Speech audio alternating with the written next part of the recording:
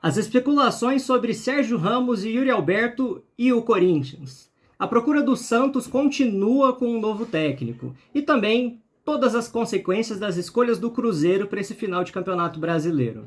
Mas vamos por partes. Começando pelo Cruzeiro, o Cruzeiro perdeu para o Palmeiras e por causa disso ficou um pouco mais distante a possibilidade de ir para a pré-Libertadores via brasileiro. Aliás, a única chance que sobrou para ir para a Libertadores. E bem, não dava para dizer que não era esperado. Se a gente olhar, o Cruzeiro demite o técnico e decide contratar o Fernando Diniz. E o Fernando Diniz, todo mundo já está careca de saber que tem um estilo de futebol muito específico, que é o melhor estilo ame ou odeie. Eu não sou muito fã, eu gosto de ter técnicos que tentam coisas diferentes, mas sem fazer muito juízo de valor, não é um técnico que você contrata no meio de temporada. O trabalho do Diniz envolve tempo, envolve repetição, envolve partidas para você ir aprendendo, para os jogadores pegarem a metodologia, porque não é uma metodologia muito comum. É algo que vai levar tempo. Levou tempo no Fluminense. Deu certo? Deu, mas levou tempo. E aí me vem o Cruzeiro, que decide mandar o técnico embora, e faltando poucas rodadas para acabar o campeonato, o Cruzeiro em mata-mata de Copa Sul-Americana, tentando pegar uma vaga de Libertadores, você contrata um técnico como o Diniz. Dava para dizer que você ficaria surpreso se desse errado? Não tinha como. Não tinha como. Todo mundo sabia o tamanho desse risco. E o Cruzeiro se precipitou. Eu não sei quem foi que quis dar essa decisão, se foi o Pedrinho, o dono da SAF, ou se foi outra pessoa, um grupo de pessoas. Mas, de qualquer forma, a situação que o Cruzeiro tem hoje é reflexo desse tipo de escolha, de você tentar contratar um técnico como um Diniz, pegando um barco andando, um barco que estava querendo afundar, e chega pro Diniz e fala: resolve. O Diniz não é um técnico de emergência, não é um técnico que faz gestão de crise. E o resultado veio. O Cruzeiro não conseguiu ser campeão da Sul-Americana, conseguiu chegar na final, mas não conseguiu ser campeão, não jogou bem. Não vou dizer que foi amassado pelo Racing, mas não jogou bem, perdeu merecidamente. Tinha uma vantagem minimamente confortável para se classificar para a pré-Libertadores e viu isso tudo ruir. O Bahia, que também não está bem, ainda está na frente. Viu um Corinthians que despontou do nada e agora é o mais favorito que o próprio Cruzeiro e Bahia. E agora o Cruzeiro vai chegar na última rodada sem depender só de si mesmo. Ele precisa vencer e precisa torcer para tropeço de Corinthians ou Bahia. O Corinthians já está classificado, na verdade. Precisa disputar a vaga com o Bahia, no caso. As consequências vêm. Né? A consequência para o Cruzeiro veio, que é de ter arriscado com o Diniz. Vamos para o Santos agora. O Santos teve toda essa polêmica durante toda a temporada com o Fábio Carille sobre o desempenho da Série B. Conseguiu ser campeão, conseguiu subir para a Série A, que era o objetivo, mas nem de longe o Santos foi unanimidade no Campeonato Brasileiro. O Santos não jogou bem, era um time bagunçado, o Carille não tem repertório, ele só joga de um jeito. Foi dando uma sequência de entrevistas horríveis, principalmente quando o Corinthians estava perto de contratar ele. Ele citou o Corinthians várias vezes, que é o maior rival do Santos. Então não foi uma jornada muito tranquila, que obviamente culminou na demissão do Fábio Carille. E aí nisso entra Marcelo Teixeira, levemente megalomaníaco do jeito que ele é, e começou essas coisas sobre trazer Gabigol, sobre trazer Neymar, né, que deu uma esfriada, inclusive, essas conversas do Neymar, mas ele diz que tá nos esquemas dele. E o Santos precisa de um técnico. O Santos ainda não tem técnico, já acabou o campeonato da Série B, já tem mais de uma semana, talvez duas ou mais, de que o Carille foi demitido, e nada de técnico. Rolam as notícias por aí de que o Santos está apalavrado com o Luiz Castro, que o Luiz Castro veio e gostou das propostas do Santos. Lembrando que o Luiz Castro pediu uma fortuna para o Corinthians, 50 milhões de dólares em contratações, e aparentemente ele fecharia com o Santos por 2 milhões de reais de salário, 1 milhão a menos do que ele pediu para o Corinthians, e que o Santos daria esses 50 milhões em contratações que ele pediu. Da onde eu não faço ideia. Provavelmente o Marcelo Teixeira está prometendo o Neymar para ele. Porém, o tempo está passando, e eu não acredito que o Santos seja a primeira opção do Luiz Castro. Talvez brilhe os olhos do Luiz Castro treinar um Santos com uma vinda do Neymar. Treinar um Neymar é algo acima da curva, né? Assim como o Luiz Castro abandonou o Botafogo ano passado para treinar o Cristiano Ronaldo na Arábia. Mas não tem nada de Neymar ainda. E outros clubes estão aparecendo com opções. O campeonato está terminando, o Campeonato Brasileiro está indo para a última rodada e vários técnicos também não vão ter seus contratos renovados. O Diniz ainda não está garantido, talvez. Não dá para saber se o São Paulo vai manter o Zubeldia. Cruzeiro e São Paulo, eu diria que são opções melhores do que o Santos, que não tem o Neymar ainda, né? Ou se vai ter ou não. E o Atlético Mineiro acabou de mandar o Milito embora.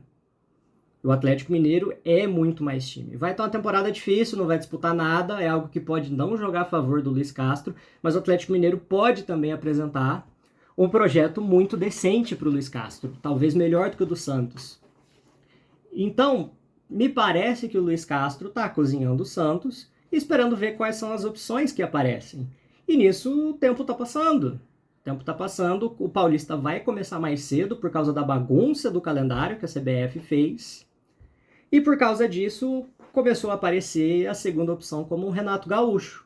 Renato Gaúcho está tendo um ano desprezível, terrível, pavoroso com o Grêmio.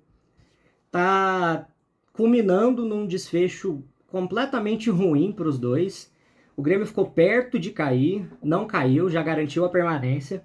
Mas é isso, é um time que não joga, parece que é um time que já desistiu do campeonato, parece um Renato que já desistiu também e que não tem mais muito repertório. Parece que o tempo está passando, o Renato é o mesmo no futebol que está evoluindo, principalmente no futebol brasileiro, com essa chegada enorme de técnicos estrangeiros, com ideias novas, com investimentos maiores, jogadores melhores. E o Renato Gaúcho talvez seja a mesma coisa de ficar olhando para o passado. É você sonhar com o Luiz Castro, não conseguir fechar com ele e de repente você fica, é o Renato. E eu não acho que é o que vai resolver o Santos. O Santos está numa situação muito perigosa sobre não ter um técnico ainda, sobre não estar nem perto de fechar com um técnico ainda, e com um elenco que precisa ser fechado ainda também. Então, quando o Carille disse lá muito tempo atrás, que o Marcelo Teixeira prontamente falou que ele estava errado, de que o planejamento do Santos está atrasado, de fato está. Porque a gente já chegou no começo de dezembro e aparentemente o Santos ainda não tem nada para o ano que vem. E o tempo vai passar. O Santos veio de uma Série B.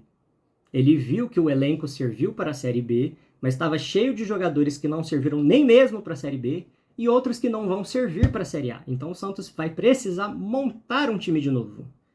Montar um time de novo passa por uma comissão técnica nova, os pedidos da comissão técnica nova, e de contratar muito jogador num clube que tem um orçamento limitado. Então começa a preocupar.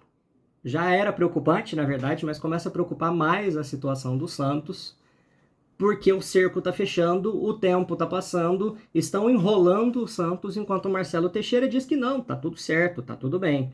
Então, tem que ficar de olho, o torcedor santista se preocupe sim, comece a cobrar o seu presidente e o seu clube, porque senão o Santos vai acabar fechando com qualquer técnico, e eu acho que se for o Renato Gaúcho é realmente qualquer técnico, não é um técnico para você desenvolver um projeto, é o famoso, é o que tem, e o Santos precisa mais do que isso se for para conseguir remontar um projeto decente e voltar a disputar títulos. E para fechar o vídeo, falamos sobre o Corinthians e as duas notícias que voltaram a circular por aí, notícias dadas pelo Samir Carvalho, do Café do Setorista. E a primeira sobre o Yuri Alberto. O Yuri Alberto, todo mundo sabe, ele mesmo declaradamente falou que o sonho dele é jogar na Premier League, mas contatos relacionados com o empresário do Yuri Alberto disseram que não chegou nada e que, inclusive, o empresário dele comunicou o Corinthians falando que não chegaram ofertas. Sondagens rolaram de todos os lugares possíveis, você tem Southampton, você tem West Ham, clubes da segunda prateleira, principalmente da Premier League, que já vem sondando o Yuri há um tempo, mas proposta por si só ainda não chegou. O que é uma notícia que pode tranquilizar um pouco o torcedor corintiano, que sonha com a permanência do Yuri, que eu inclusive acho que vai fazer bem para o Yuri continuar. Eu acredito que ficando no Brasil, jogando a bola que ele está jogando no ano que vem, ele cria chances muito favoráveis dele ser convocado para a seleção brasileira, principalmente porque é uma posição, essa posição de um 9, apesar dele não ser um centroavante, é uma posição que o Brasil não tem muito, né? E é uma vaga que ainda tem espaço para disputar com os jogadores que estão sendo convocados. Ainda mais considerando que o Yuri iria para uma segunda prateleira e o que ele realmente ganharia disputando num clube de segunda prateleira no campeonato inglês? Será que seria realmente proveitoso para ele e tudo? São coisas que dá para passar um bom tempo discutindo, mas fica para uma outra hora. Mas o que se tem para falar do Yuri Alberto é que, por enquanto, não chegou a oferta. Eu acho que vai chegar, eu acho que vai ser difícil o Corinthians segurar, por mais que o Augusto diga que o Yuri não sai, que ele tem multa e tudo. O Corinthians precisa de dinheiro, deve vir uma oferta muito boa, e o Yuri quer sair, eu acredito que esse acordo acabe saindo do papel. E a outra notícia sobre o Sérgio Ramos, notícia que já foi falada várias vezes, já foi requentada a mesma notícia. E a notícia que o Samir deu é que o Corinthians ainda tem um representante trocando figurinha com os representantes do Sérgio Ramos. Então não teve uma negociação encerrada. Sérgio Ramos faz 39 anos no ano que vem. É um jogador que não joga desde maio. O salário que especulam por aí provavelmente é muito próximo ao do Memphis Depay. Então uma vinda do Sérgio Ramos provavelmente estaria atrelada a algum patrocinador ajudando a pagar o salário dele. Não dá para saber se seria Esportes da Sorte de novo, né? O Corinthians pode tentar negociar com a Esportes da Sorte, que, sejamos justos, os dois estão criando uma relação muito boa entre os dois estão se bancando bastante. E, bem, Sérgio Ramos, eu acho que ele sobra no Brasil, né? Ele é um tanque de guerra em preparação física, é um zagueiro muito seguro, tem muita história no futebol, muito talentoso, faz gol pra caramba de cabeça, jogou bastante na última temporada dele, mas há de se considerar que ele deve ter jogado umas 40 partidas, e com o Corinthians disputando Libertadores e Copa do Brasil, ele vai jogar coisa lá para 60 jogos, é muito mais do que ele jogaria.